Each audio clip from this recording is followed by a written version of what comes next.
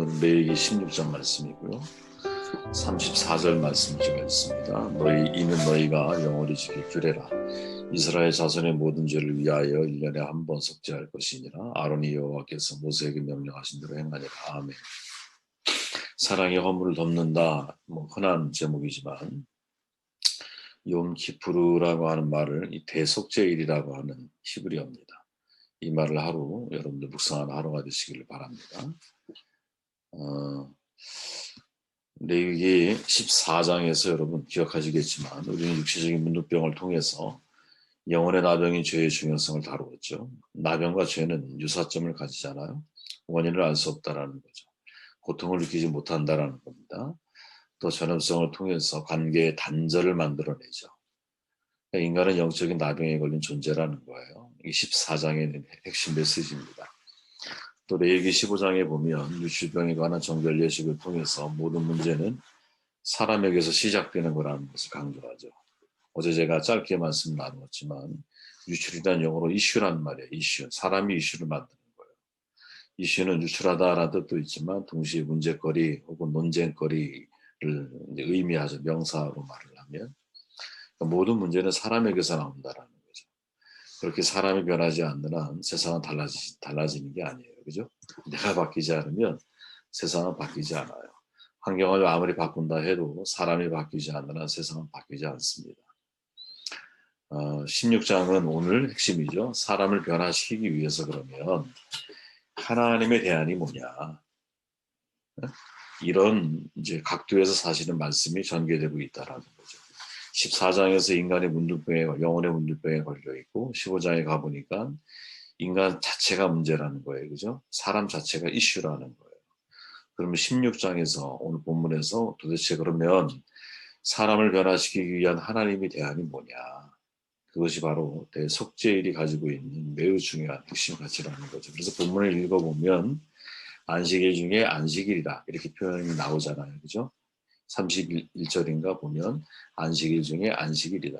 그 정도로 중요한 날이 바로 이 대속죄일이라고 하는 것이죠. 그리고 이 대속죄일을 욤키푸르라고 부르고 있습니다. 그렇게 우리가 이 대속죄일을 통해서 우리에게 전달하기 원하시는 하나님의 마음이 뭘까? 이 질문을 가지고 말씀과 함께 나눠봅니다. 1절, 2절 말씀을 제가 다시 읽어보면 아론의 두 아들이 여호와 앞에 나아가다가 죽은 후에 여호와께서 모세에게 말씀하시니라. 여호와께서 모세에게 이르시되 내 형 아론에게 이르라. 성소의 휘장 안 법궤 위 속죄소 앞에 아무 때나 들어오지 말라. 그리하여 죽지 않도록 하라. 이는 내가 구름 가운데서 속죄소 위에 나타나느니라. 아멘. 욤키푸르 죄는 덮어주라는 거죠. 어떻게 보면 오늘 내용의 가장 중요한 핵심 내용입니다. 레위기 10장에 보면 아론의 두 아들 나답과 아비후가 제각기 자기 향로 다른 불을 분향하다가 죽음을 당하잖아요. 그죠? 근데 이 사건 이후에 하나님이 대속죄일을 규례로 모세에게 말씀하셨다라는 거예요. 그죠? 그리고 말씀하시기를 아무 때나 들어오지 말라라고 명령을 하죠. 들어오지 말라는 명령이 아닙니다. 3절에 가보니까 아론이 성소에 들어오려면 들어올 수 있어요. 전제가 뭐냐? 수송아지를 속죄 제물로 삼고 수량을 번제물로 삼고 수송아지 속죄물로 수량을 번제물로 준비하여야 한다라는 거죠. 철저하게 대속의 피를 가지고 주님 앞에 나아오라는 거죠. 또 한 4절에 가보니까 거룩한 세마포 속옷을 입고 세마포 속바지를 몸에 입고 세마포 띠를 띠며 세마포 관을 쓸지니 이것은 거룩한 옷이라. 물로 그의 몸을 씻고 입을 것이다. 이렇게 말을 하죠. 대제사장은 그 전에 입었던 아름다운 옷 있잖아요. 화려한 옷. 그죠? 몇십억 가치가 있는 바로 그 옷을 벗어놓고 에봇과 흉패를 다 벗어내고 오직 무엇? 세마포 흰 옷만 입고 지성소로 나아가야 한다라는 거죠. 그러니까 속죄일은 대제사장의 속죄 제물을 드리면서 하나님께로부터 내 자신의 죄를 용서받는 날이기 때문에 또 더 나아가서 이스라엘 온 회중의 죄가 하나님 앞에 용서를 받는 날이기 때문에 화려한 나의 옷을 다 내려놓고 무언 세마포 하얀 옷만 입고 주님 앞에 하나님 앞에 나와야 한다라고 이야기해주고 있습니다. 그리고 수렴소 두 마리를 구별해서 준비해가지고 하나는 여호와를 위하여 하나는 아사셀을 위하여 광야로 내어보내지죠.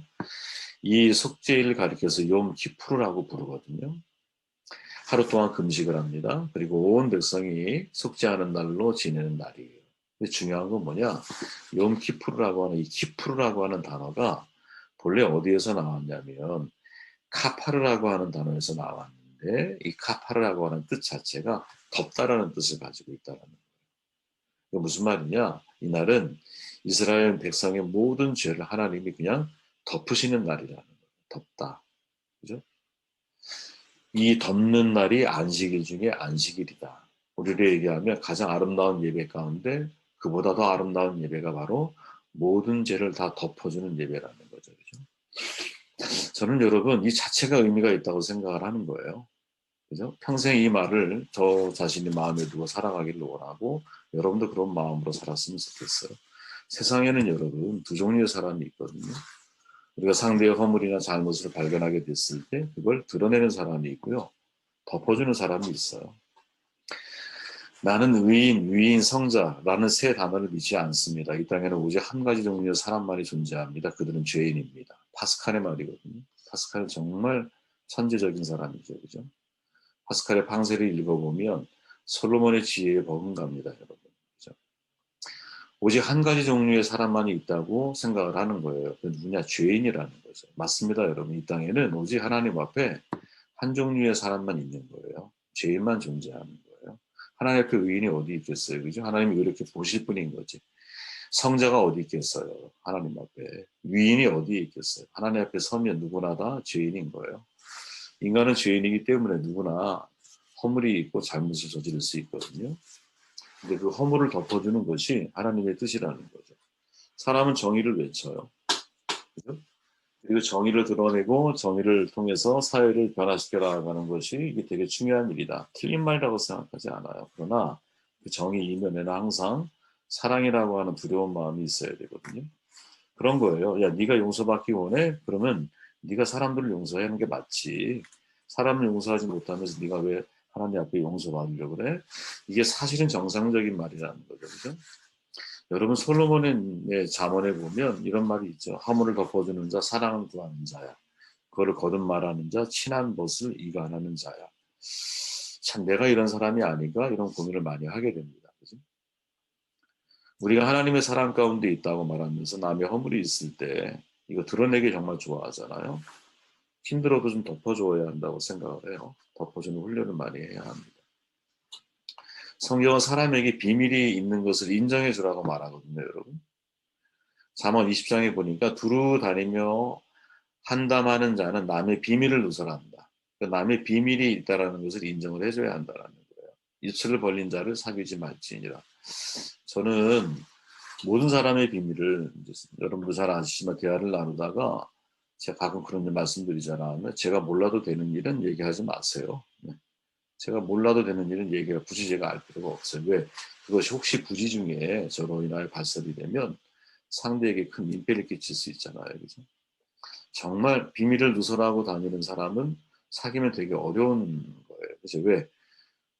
나의 치부, 수치 이 모든 것들이 다른 사람을 통해 되돌아왔을 때 모든 관계가 다 깨어져 있는 것을 경험을 하잖아요. 그죠? 두루다니며 한담하는 자는 남의 비밀을 누설하나 마음이 신실한 자는 그것을 숨기느니라. 이 솔로몬의 잠언인데 솔로몬은 참 지혜롭잖아요. 그죠? 물론 그의 인생의 마지막은 지혜롭지 않았지만 적어도 이분이 하고 있는 이 말들은 인생을 살아가는 관계, 처세하는 처세술에 있어서는 또 좋은 관계를 맺는 과정에 있어서는 너무나 중요한 문제라는 거죠. 그죠? 내가 허물을 웬만하면 덮어줘야 되는구나. 왜? 롬키프르. 이스라엘 백성이 적어도 1년에 한 번은 대속죄일로 나와야 되는데 그날이 무슨 날이냐? 하나님께서 우리의 모든 백성의 죄를 그냥 다 덮어주시는 날이라는 거예요. 그냥. 이 덮어주시는 하나님의 은혜가 없다면 우리가 어떻게 지금 이 세상에 존재하며 살아갈 수 있겠어요. 그죠? 지금 다 덮고 가야 된다는 거지. 그죠? 자신의 죄악성을 하나님 앞에 정직하게 인정하고 내 안에 연약하고 부패함이 있고 끊임없이 내가 성령의 지배를 받기 위해서 내 자신을 하나님 앞에 복종시키려고 훈련하며 살아가는 허물이 없는 게 아니야. 허물이 많아. 그런데 끊임없이 나를 하나님 앞에 복종시켜 살아가려고 하는 바로 이런 사람이 존경스러운 사람이에요. 나는 허물을 말하고 다니면서 나는 사람들의 허물을 들춰내면서 내 자신에 대해서는 전혀 돌아볼 수 있는 시각이나 눈이 없다. 이거는 여러분 정말 문제가 있는 신앙일 수 있어요. 그죠? 여러분, 노아의 세 아들의 차이점이 있잖아요. 그죠? 2대 1이죠. 두 아들은 아버지의 수치를 보고 그 수치를 더 이불로 덮어주고, 한 아들은 아버지의 수치를 보고 그 수치를 사람들한테 이야기를 한다는 거. 물론 가족들이었겠지만 그걸 발설한다는 거죠. 그러니까 결국 이 일이 함으로 하여금 자기 아들이 저주받는 사건에 직면하게 만들죠. 자, 아버지의 수치를 드러냈던 내가 아들의 저주로 나의 인생이 마무리되고 있어요. 참, 이게 우리에게 전해지는 교훈이 뭘까? 야, 이거 수치는 덮어주고 가야 되는 게 맞구나. 여러분, 내 안에 여러분 다 우리들은 다 허물이 있잖아요. 그죠? 하나님이 만약에 내 허물을 다 드러내기 시작하면 이 땅에 설 수 있는 사람이 있을까? 저는 없다고 봐요, 여러분. 그죠? 가장 경건해 보이는 사람의 오히려 여러분 내가 도덕적으로 윤리적으로 아주 정결하고 또 내가 자신 있게 살았다라고 생각하는 사람이 자기의 도덕성에 흠집을 당하는 사건을 경험하면 자살하는 거거든요. 그게 노무현 대통령이에요, 여러분. 내가 도덕적으로 깨끗하게 살았다고 생각할수록 오히려 그것이 나에게 있어서 큰 장애가 될 수 있거든요. 저는 이건 참 우리가 정말 신중하게 받아들이고 생각해야 할 문제가 아니겠나 이런 생각을 해봅니다. 욤키푸르 모든 죄는 되도록이면 허물은 덮어주고 가라. 왜? 그래야 하나님께서 여러분들에게 덮어주시는 은혜를 주시지 않겠나 이런 생각을 해보게 됩니다. 두 번째 5절 말씀을 읽어볼게요. 그런 다음에야 그는 이스라엘 자손의 회중이 속죄 제물로 바치는 수염소 2마리와 번제물로 바치는 수달 1마리를 받을 수 있다. 아론은 자신을 속하는 속죄 제물로 숫소를 바쳐 자기와 자기 집안의 죄를 속하여야 한다. 아멘. 숫송아지를 드리라는 거죠. 가정 회복이 우선이라는 거예요. 가정에서부터 덮는 훈련을 하라는 거죠. 여러분. 결론적으로 말씀을 드리면 속죄에 진행되는 제사의 일들의 순서대로 나열을 해보면 첫째 대제사장은 온몸을 내가 먼저 목욕을 해요. 그리고 모시로 된 세마포 그 옷만 입어요. 첫째. 둘째는 대제사장 먼저 자기의 집안을 속죄해야 돼. 셋째, 그 다음에 숫송아지 피를 가지고 나오고 그 다음에 온 회중을 위한 제사를 드리는 거야. 쉽게 말하면. 그러니까 제사장은 제일 먼저 해야 할 일이 뭐냐? 이 욤키푸르 날에는 자신과 자기 가정을 위한 속죄 제물이 제일 중요한 거예요. 왜? 그때 사용되는 제물이 숫송아지야. 반면에 온 이스라엘 회중을 위한 속죄 제물이 수렴소 2마리야. 전에 그런 말씀 드렸죠, 여러분.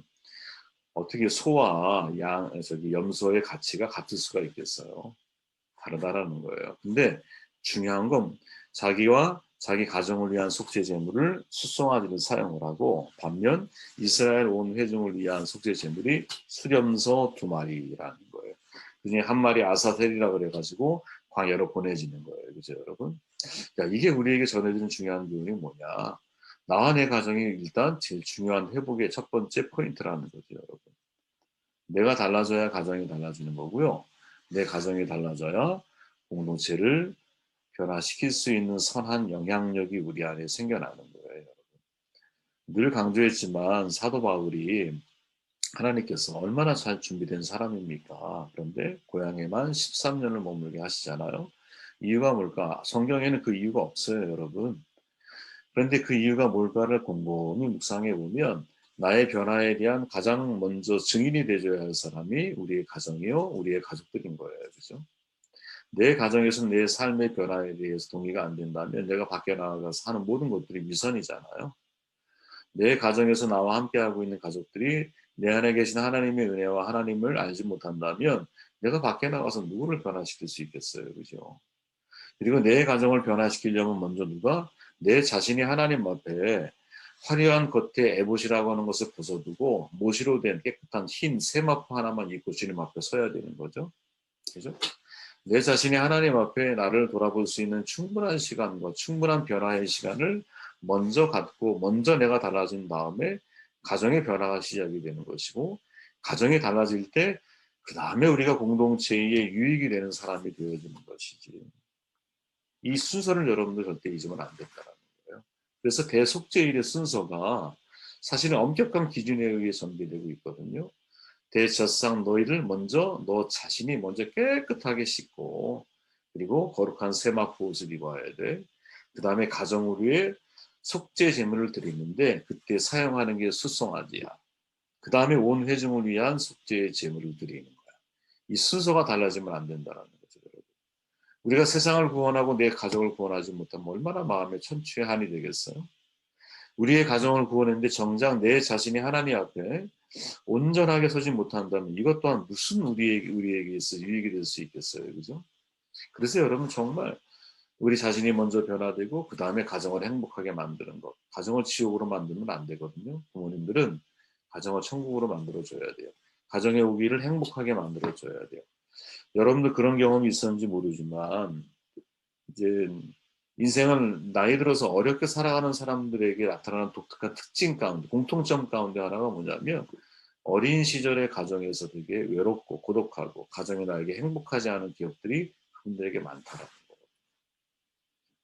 그래서 우리에게 중요한 거 이스라엘에서 전 진짜 이스라엘 한번 갔을 때 뭐 한 번 딱 가봤지만 그때 제가 마음속에 야 이건 너무너무 좋은 문화고 훌륭하구나 이런 생각이 들었던 게 안식일 되면 금요일 날 저녁이 되잖아요. 그러면 갑자기 제가 이제 호텔에 묵었는데 권총 소총을 든 군인들이 막 들어오는 거야.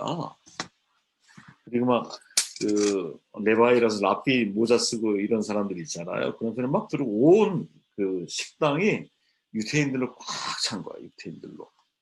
그런데 그 중에는 군인들이 그냥 친구들은 의무적으로 군인 생활을 해야 되잖아요. 군인들이 막 들어오는 거야. 다 자녀들이야 보니까. 그런데 그들이 다 그 원탁 식탁에 앞둘러 앉아가지고 저녁을 먹으면서요. 그 아버지인 것 같아. 아버지가 밥을 다 먹고 차를 나누고 막 이러면서 그 아이들 한 명 한 명의 머리에 손을 얹고 다 축복 기도를 막 해주는 거야. 그게 공적인 자리에서. 그 호텔 식당에서 그 일이 전체적으로 다 벌어지고 있는 거예요. 그래서 제가 물었어요. 그 아이들한테. 이게 뭔 일이냐고. 이분들은 한 주일에 하루, 금요일 날, 금요일 되면 다 그렇게 모여가지고 온 가족이 서로가 대화를 나누고 부모가 자녀를 위해 축복하는 시간을 갖고 막 그렇게 대화를 나눈다는 거야. 그걸 제가 보고 나서요. 야, 이건 우리가 좀 그랬으면 좋겠다. 이게 나부터 이래야 되는 거구나. 이런 생각을 하게 됐어요. 한번 전 생각만 지금 가지고 있고 잘 실천은 우리 못하고 있습니다. 한번 해보려고 좀 합니다. 조금만 기다려 주십시오. 10절 말씀을 읽고 말씀 정리할게요. 아사셀을 위하여 제비 뽑은 염소는 산채로 여호와 앞에 두었다가 그것을 속죄하고 아사셀을 위하여 광야로 보낼지니라. 아멘. 아사셀에 대한 용어는 여러분 성경 전체를 통틀어서 레위기 2장에만 4번 나오는 거예요. 다른 데는 한 번도 안 나와요. 딱 성경에 4번 나오는데 그게 16장에서만 나오는 거예요. 아사셀의 의미를 해석할 때 정말 중요한 게 뭐냐? 전제 5절 말씀 이스라엘 자손의 회중에게 속죄 제물로 삼기 위하여 수렴소 2마리와 번제물로 삼기 위하여 수량 1마리를 가져갈지니 2마리를 가져오잖아요. 그 중에 하나는 죽여요. 또 그 중에 하나는 피를 발라서 아사셀 광야로 내어 보내는 거예요, 여러분. 그러면 이 아사셀이 우리에게 이 두 수염소가 우리에게 전해주는 중요한 교훈이 뭐냐? 이제 그런 거죠, 여러분. 나를 위해 대신 죽으신 분이 예수님이시고 나는 예수로 인하여 자유를 얻게 되는 거예요. 그래서 여러분, 일본의 유명한 신학자 가운데 한 분인데 키우치라고 하는 노부요시 키우치라고 하는 신학자가 있어요. 그분이 뭐라고 해석을 하냐면 이 아사셀 염소를 우리가 어떻게 아사셀은 뭐냐면 아사셀이라고 하는 장소에 염소를 광야로 내보내는 거야. 근데 중요한 거는 이 성경 전체에 그러니까 아사셀로 보낸 염소가 죽었는지 살았는지에 대한 근거가 언급이 없다라는 거예요. 이것을 주목하면서 뭐라고 말하냐면 이것이 바로 우리 성도들이 살아내야 할 삶의 모습이라는 거지. 염소 2마리 중에 하나는 죽어 그리고 하나는 광야로 내보내죠. 그럼 우리를 위해 대신 속죄의 제물이 되신 분이 누구예요? 예수님이세요. 그죠? 그리고 우리는 어떻게 이 인생이라고 하는 광야에 보내진 존재들인 거야. 근데 그 존재가 죽었는지 살았는지에는 언급이 없다 보니까 이 키우치라고 하는 신학자는 이것을 어떻게 해석하냐면 로마서 12장 1절에 보면 사도 바울이 그런 말 하잖아요. 너희가 거룩한 산 제물로 너희를 드려야 된다. 이렇게 받아들이는 거야. 그러니까 우리가 살아있는 제물로 아사셀에 보내진 이 염소처럼 그리스도의 피로 인하여 구원받은, 그리고 완전하게 죄에서 자유함을 입은 사람으로서 이 땅을 살아내야 한다라는 거죠. 무엇으로? 사명으로. 그리스도가 나를 살리신 그 이유가 무엇인지를 진지하게 삶의 질문을 가지고 그러한 삶의 태도를 가지고 인생을 살아야 된다라고 키우치는 우리에게 설명을 해주고 있어요. 저는 매우 중요한 교훈이라고 생각을 해요. 우리는 주님으로 인하여 이제 다시 생명을 얻은 사람들이잖아요. 우리에게 주어져 있는 다시 생명을 얻은 사람으로서의 삶은 마치 아사셀에 보내진, 광야에 보내진 한 마리 그 염소처럼 우리가 생명이 다하는 날까지 언제 어디서 어떻게 하나님이 우리를 부르실지는 아무도 몰라요. 그러나 나를 살게 하신, 희생하신 예수 그리스도로 인하여 내가 다시 예수님을 위해서 인생을 살아가려고 하는 거룩한 산재물로서 내 자신의 삶을 드리는 이 삶을, 이 아사셀이라고 하는 상징적인 명서가 우리에게 전해주는 중요한 교훈이라는 거죠. 여러분, 세 가지 말씀을 제가 함께 나누었는데요. 레위기 16장의 말씀은 율법서의 지성소라고 불릴 정도로 모세오경 가운데서 가장 중요한 말씀 가운데 하나입니다. 근데 그 중요한 말씀이 욤키푸르라 그러죠. 대속죄일로 우리에게 소개되어지고 있어요. 안식일 중에 안식일이다라고 말을 하고 있고, 완전한 규례다, 그리고 영원한 규례다, 이렇게 말을 하고 있어요. 무슨 말이냐? 신약 시대에 살아가는 우리에게도 이 말씀은 변함이 없다라는 거예요. 지금도 우리는 지켜야 할 말씀이라는 거예요. 근데 이 말씀 속에 핵심 세 가지를 제가 여러분들에게 전해드렸는데, 대속죄일이라고 하는 말씀 자체가 되도록이면 여러분 덮고 살아야 돼요. 그죠? 하나님이 나의 죄를 다 허물을 덮어주셨듯이 인생을 살아갈 때 정의를 자꾸 내세워서 상대의 잘못과 허물을 드러내려고 하는 마음이 우리 가운데 있거든요. 근데 똑같은 마음을 나에게 적용해 보세요. 하나님이 나의 숨은 모든 것들을 다 드러내신다면 여러분, 과연 이 세상에, 하나님 앞에 이 세상에 떳떳하게 설 수 있는 사람이 누가 있을까요? 좀 힘들어도 하나님 앞에 때를 맡기고 덮고 인생을 살아가는 사람이 되시길 바라요.